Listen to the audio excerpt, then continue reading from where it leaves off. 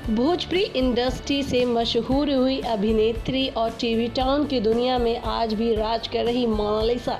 जी हाँ दोस्तों, भले ही आज वो किसी पहचान की मोहताज नहीं है, उन्हें हर कोई जानता है।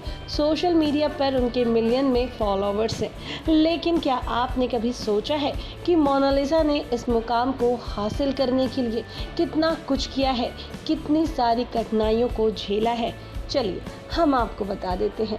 दरअसल में मोनालिसा ने कुछ समय पहले भोजपुरी इंडस्ट्री में काम किया करती थी और उन्हें पहचान भोजपुरी इंडस्ट्री से ही मिलनी शुरू हो गई।